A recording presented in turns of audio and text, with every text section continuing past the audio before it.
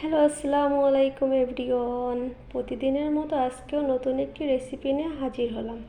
আজকে রান্না করে দেখাবো ছোলা ভুনার পারফেক্ট একটি রেসিপি। তো রান্নার জন্য আমার যা যা লাগছে আমি দেখিয়ে দিলাম। তো চলে যাই রান্নায়। প্রথমে আমি কড়াইতে তেল দিয়ে দিলাম। ছোলাটা আমি আগে থেকেই সিদ্ধ করে নিয়েছি হালকা একটু লবণ দিয়ে।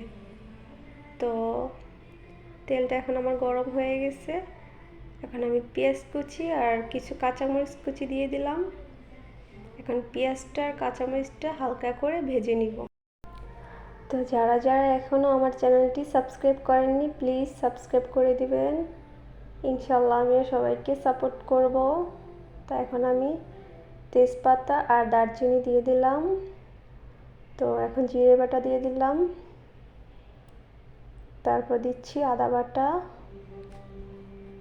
রসুন বাটা, মরিচের গুঁড়া সামান্য, হলুদ গুঁড়া, তারপর দিচ্ছি ধনিয়া গুঁড়া, লবণ দিব এখন স্বাদ মতো। তো লবণের পরিমাণটা কম দিবেন, যেহেতু আমি ছোলাটাকে আগেই লবণ দিয়ে সিদ্ধ করে নিয়েছি। তো এখন হালকা একটু পানি দিয়ে মশলাটাকে ভালো করে কষিয়ে নেব।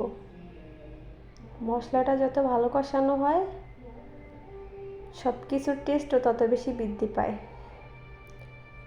তো মশলাটা আমার কষানো হয়ে গেছে।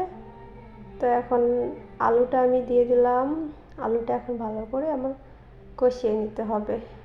আলুটা যেহেতু আগে থেকে সিদ্ধ করা না, তো আলুটা আমি ভালো করে একটু কষিয়ে নিব।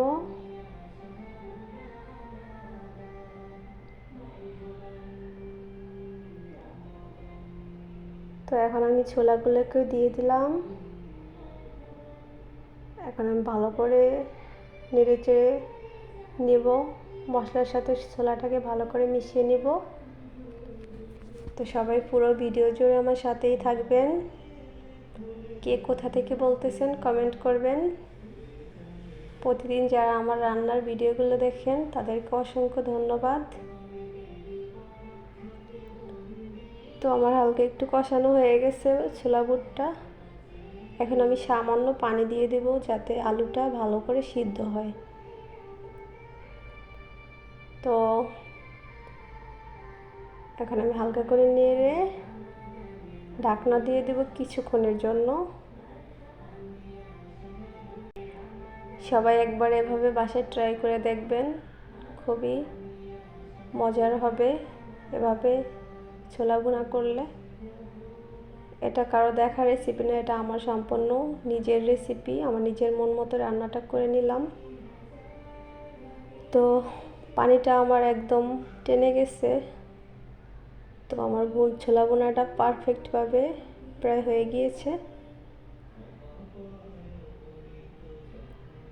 এই যে আমার ছোলা ভুনা পারফেক্ট লুক।